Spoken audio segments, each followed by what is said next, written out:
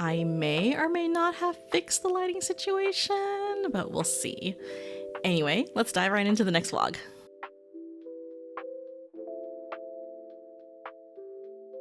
Hi, my name is Anne Green Quinn. I'm an indie romance author, and I have my novel out, Not Without You, out on Kindle and online bookstores such as like Amazon, Barnes & Noble, Walmart, online, and then also on the shelves at the New Romantics in Orlando, Florida. So I've been talking about this book for a while, but in case you haven't heard, this is a spicy bodyguard romance novel. It takes place out in LA. It involves a young woman who is the daughter of a Chinese organized crime, and she finds out that something terrible has happened to her family, so her dad has hired personal bodyguards to protect the rest of his family, and she meets her bodyguard Kekoa, and things just work from there. So again, I have like a new desk space. This is actually like my husband's streaming situation. The lighting is horrible in my bedroom. That's where I had, I think, recorded my last vlog. And then a couple of vlogs ago, I was in the office space. And we're also trying to redo the entire office space. So not only will we have like my husband's streaming situation, but also my desk where I'm going to be writing, and then also like any sort of packing materials or things like that for any of the books. I'm going to eventually do an office tour, but we're going to do this right now. We're going to look at my magnets. I know. We're going to see if I like this setup. I'll try out this setup for a couple of vlogs, and if I don't like it, then we will figure things out. Now, originally what I was supposed to do today was I was supposed to talk about like how I started e-commerce on my website and also TikTok shop. I haven't done any of that. We're going to switch the schedule around a little bit, and we are going to talk about the characters in the Zhao Twin Duology. Now, just so you know, Not Without You is book 1 of the Zhao Twin Duology. This is Himeko's story. She is one of the Zhao twins. And then the second story, which I will not reveal the title until a little later, mostly until I have the cover art. That will be book 2 of the duology, and then after that it's over. So Himeko is a twin. She is the youngest of the set, and what I'm going to do today is I'm going to talk about the entire list of characters from the duology. We are talking about everyone pretty much from the first book, and then also we're going to dive into the characters for the second book, because a lot of them did show up in this first book, but I think those who really were like the main focus of the second book, I'm going to kind of put them in the second book situation. Now, I'm going to be referring a lot to some notes here because I had to write everything down. So I do like doing these character behind the scenes videos, because ever since I was like 13 and I was writing, I usually named characters based on like some sort of like meaning behind the names and things like that, whether it's the character's attributes, was it physical or personality wise. So yeah, I like doing this because it kind of goes like behind the scenes, and then like it lets you guys know the reasons why I named certain characters how I named them. I went a little more in depth for the couple for Not Without You in another video, and I'll link that in the corner. But just a quick review: the female main character, Himeko Zhao, she is from this novel Not Without You, and her model, like her physical model, what I had in my head is I wanted her again like little, like look really elven and like really like almost out of this world kind of beautiful.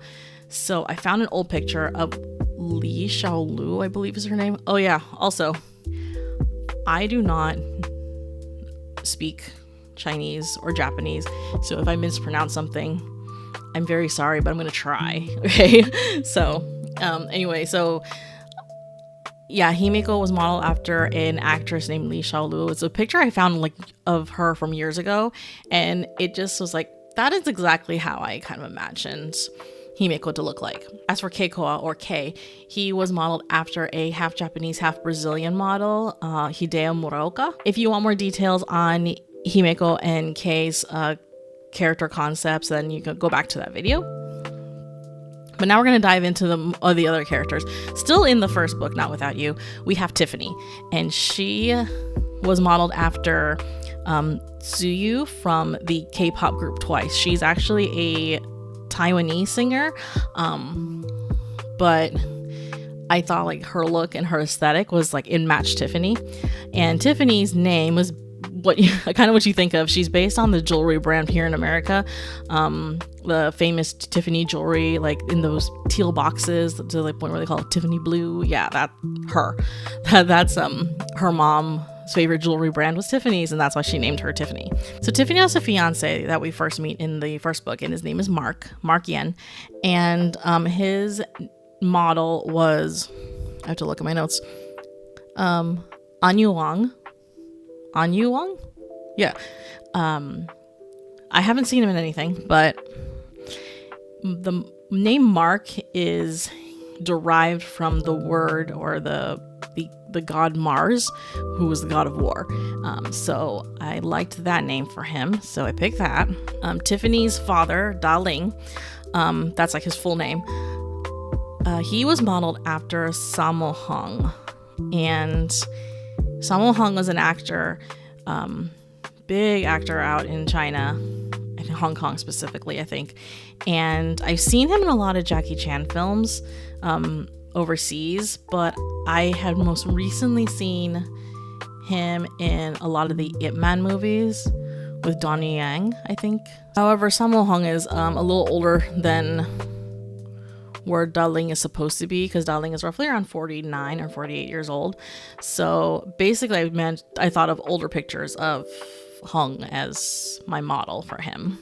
So Zhao, who is the father of Himeko, he was modeled after a Hong Kong singer and actor named Jackie Chang, I think is his name. Not Jackie Chan, Jackie Chang, I believe.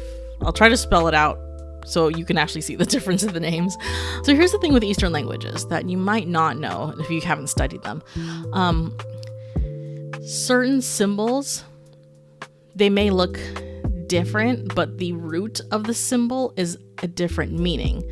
However, it may or may not sound the same depending on what you pair it with. So the symbol that I choose for Zhao when it comes to like the Chinese writing, it meant like family or to protect, something like that along those lines. So the name Zhao comes from a name from an emperor who ruled during the Song Dynasty. We're talking about like in the 1900s. No, sorry, not 1900s, 900s and like the 1200s. So pretty long time ago. This was around the dynasty where like they actually started recording last names, and Zhao was one of them. So I kind of just wanted to like have a root of like a very old name from the country. Now she never had any lines, and she being Himawari Zhao. So Himawari Zhao was the mother to Himeko, and her name actually means sunflower. Now using that name, let's segue into the next book. So I have a title for the next book, but I don't want to reveal it yet, at least until I get the cover reveal done. But we can still talk about them. Yeah, so a lot of these characters have overlap from the previous story. And obviously if you read Not Without You, then you recognize some of these names. But I delve a lot deeper into the in the Japanese organized crime family that we get involved with. So let's start with our male main character, Hiko Zhao. So he is the twin brother, hence why it's called Zhao Twin Duology. He is the twin brother of Himeko. So his name, when you write it out, it actually means like sun, like the sun in the sky. And I kind of wanted to keep that because when I first was brainstorming this, I wanted Hiko to have a very good relationship with his mother, and that's also you kind of see snippets of that in the second book.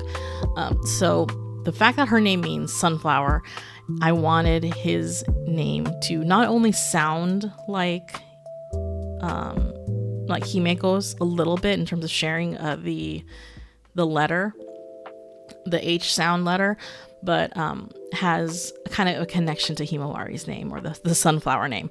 So when you write his kanji, or when you write his symbol, it has like the symbol that looks like sun in Japanese or in kanji, and that's why I named him that. Now, when we first meet him in Not Without You in the first book, he is very, he feels very naive, and he feels like he's under a lot of pressure. Their eldest brother, he was raised to basically follow their father's footsteps, and now Hiko has to basically fill his brother's shoes, and it feels like a lot of pressure for him. And that's where we start seeing his transition of like naive, wide-eyed, just wanting to do the right thing, to realizing that some of the decisions that he has to do or he has to make, it does affect him. Now, in terms of Hiko's model, again, I was looking for ethereal and like elven almost. So I saw a random picture of Dylan Wong from this one drama that I kind of saw snippets of, Only for Love. And then I saw that he also played a demon or something in another drama a year before, or like a couple months before. So yeah, he hit the look. So Dylan Wong. And also in the book, you will see other references that talks about said actor. He, again, like I said, he plays this financial mogul in Only for Love.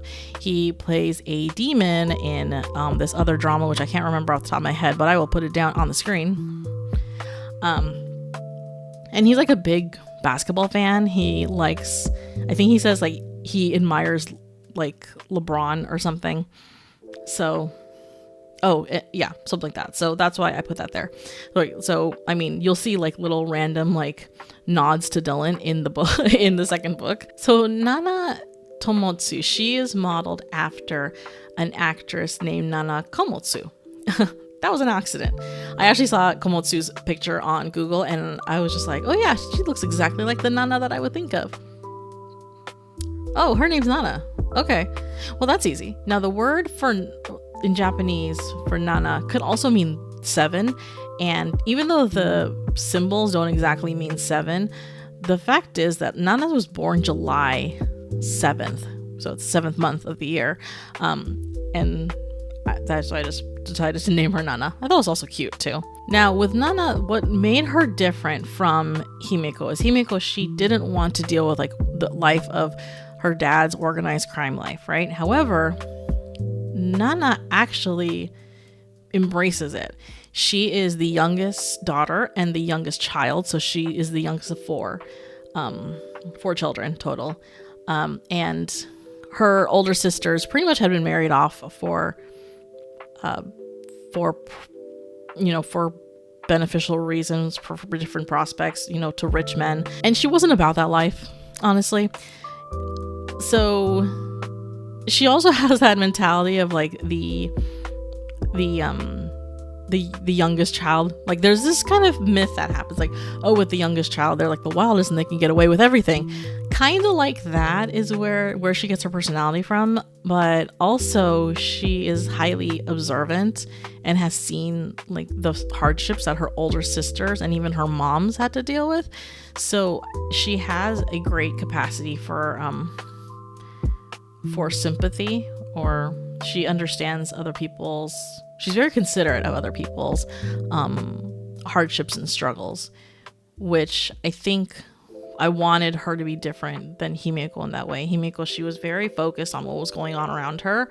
And like Himeko always felt like she was constantly on the defense, but with Nana, she is embracing her world and trying to make things better for herself within the inside. Because the truth is, these organized families, there is a very patriarchal tier system, or very patriarchal hierarchy and structure, and women's presence are very small. I go more into the book, but we'll leave it at that for now. So her father, Kenjirou Tomotsu, who you meet in the first book also, he is the leader of the Western division of the Tomotsu organization. He is the second born. His name actually means intelligent second son. Kenjirou. The name Kenjirou means intelligent second second son, and his eldest brother is in charge of like basically the whole umbrella of the Tomomi family, like all across the world, right? Yeah, Kenjirou has been placed into the like in charge of the North America operations. Now Kenjirou automatically, the first person that I thought of for his model would be Hiroyuki Sanada. You've probably seen him in movies like The Last Samurai, John Wick, and more recent Shogun. That like confidence, that's my Kenjirou. That's my Kenjirou. That's my leader. That's who I want. So that's who I imagined whenever I was writing. Now in the new book, we're also going to meet more of Nana's family, like I said. So we now meet her brother. He is the third child and the only son of Kenjirou. His name is Kenshin. So the name Kenshin means truth, at least the characters that I used for his. The name Kenshin I originally heard from, if you ever seen the anime Roni Kenshin, his name fully, Himura Kenshin, means heart of the sword. So I wanted to use his name, but it didn't make sense in terms of the meaning. So when I looked up other ways to write the name Kenshin, I also saw another character I could use, and it means truth. So that's why I decided to name him that. And his model was an actor I hadn't seen for years. I saw him first. I've heard of him. His name was Sakura Dadori. Sakura, yeah. His first name was Sakura Dadori, and I first heard of him because he played a character named Echizen, Ryoma Echizen from Prince of Tennis. And then later I saw him in another drama, Coffee and Vanilla. It's very, imagine 50 Shades, but make it PG. That's kind of what it was. It was like this big boss guy. He's like 30 something. He meets this very naive, very kind of innocent and sweet college student. So, but the look that Sakura Dori had in the Coffee and Vanilla show, I was like, okay, yeah, I think that's who I want as my Kenshin, because I want him to still look young, because he is still learning the ropes to follow Kenjirou's footsteps. So Nana and Kenshin's mom, her name is Tomomi, and she is basically, imagine like a debutante beauty back in the day. That's who she was. She used to be a geiko out in Nagasaki, the original hometown. That's how Kenjirou met her. And Tomomi was modeled after a model named Risa Hirako. I didn't really have much else in terms of why I named her Tomomi, other than the meaning of it is knowledge and beauty, because again, like beauty queen, debutante kind of vibes I wanted off of her. So we also meet her Nana's cousin. Now Nana's cousin Ayame, she is her cousin on the mom's side.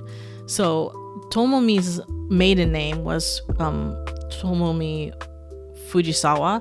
Now Ayame's name is Ayame Fujisawa. So she's a cousin of Nana, who we meet for like one chapter in the story. She was modeled after Fumi Nikaido. The only thing that I've seen her in is she played the Ochiba no Kata in the Shogun show. The way that she kind of like just carried herself with grace and elegance, I was like, for someone that looks so young, it's like, yeah, okay, that looks like her. Yeah, I could see that. The name Fuyumi means iris. It's a pretty common name, but there's really no other meaning behind it. I just thought it was a really pretty common name in the Japanese world. So there you go. Now another character we meet only for a few brief chapters is Ryuji Sanada. He is the cousin of Hiko on his mom's side. So Himawari, she was a Sanada, that is her family name, and then she married Zhao and became Zhao. So Ryuji is cousin on the mom's side. He is the current leader of the Sonata organization. His father has died. So he is the current leader of the entire operation, the entire world operation for the Sonata family. At a very young age. He's probably like 28 or 27 or something like that. I wanted him under 30, somewhere under there. And his name, Ryuji, means dragon boss. Like the name Ryu, using the correct kanji, means dragon. So I wanted him to have that name, Dragon Boss. And he is modeled after the actor Makinyu, which I believe he played Zoro in One Piece. I think. I never watched it. And the next list is pretty much the bodyguards that we run into throughout the books. First, we'll go with Michael Felix. So we met him in Not Without You, and he didn't really have much of a personality, honestly. He was kind of just like furniture. But considering that this was Hiko's story, I wanted him to I wanted you guys to see the personality or the dynamics between them. So Michael Felix, let me see if I can find a description of him, because I have a copy of the book right here. Let's see. Okay, page 5. One was Caucasian with mousy blonde hair, a square chin, and the build of a professional wrestler. Now, who do you think I chose for Michael's character or Michael's model? So I chose John Cena because he's cool. Yeah, John Cena was my visual. As for the name Michael Felix, because in Christian tradition, at least, Michael is an archangel of God, and he was like known as like the archangel fighter, or like the leader of the archangel army. And as for Felix, why his last name is Felix is because John Cena's full name, I think his middle name is Felix, so that's why I chose that. Now the last two bodyguards I'm going to talk about, not really so much as to like the names mean something. It's just more on the lines of, I had a model in my head of who they were going to be, and they fit the age. So I just kind of like picked names, and there wasn't any like special thing about it. I just picked names that haven't been used in the story yet. So we're going to start with Nathan Hu. So Nathan Hu, he is one of Hiko's bodyguards that we meet. We've heard of a lot of the names all over the place that you see in the first book. I've heard, like, I talk about Benny, and then Adrian, and then Nathan. But Nathan, he actually comes more, he actually has dialogue in this book. You actually see him for a couple chapters. So I think I was like, I need to have a model for him in my head, because I really just like having models in my head when I write. So he is modeled after Jackson Wang from GOT7. They're a K-pop group, but he is,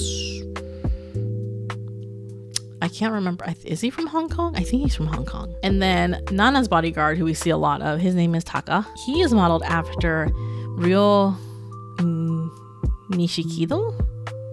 Yes. Once upon a time when I took Japanese classes, I want to say that was 2008? God, I'm old. He was in a boy band called News out in Japan, and that's when I first heard of him. Now, one of the reasons why I picked him as my visual in my head was because I knew he came from the Kansai region, was like the western side of Kyoto, of Japan, and because the actor himself was from the western side of Japan, I wanted Taka, who's to be from the western side. It made sense in my head at the time. I don't know about now though, but whatever, we'll deal with it. Anyway, that is the entire cast of the Zhao Twin Duology. Maybe not the entire. There were a couple people that like maybe only had one or two lines, or like maybe some extras that I kind of like offed, so I didn't really talk about them.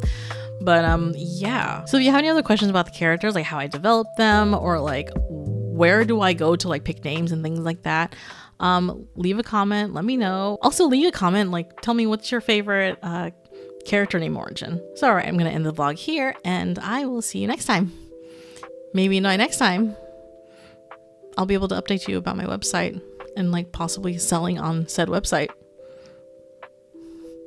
Bye.